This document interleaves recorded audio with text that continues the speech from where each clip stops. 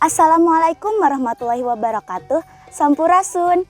Saya Kuraru Aina dari Kota Tasikmalaya, pelajar SMP Negeri 1 Tasikmalaya, akan membawakan tari merak khas Jawa Barat. Tari merak adalah tarian tradisional yang berasal dari Jawa Barat, yang terinspirasi dari keindahan dan gerak-gerik burung merak.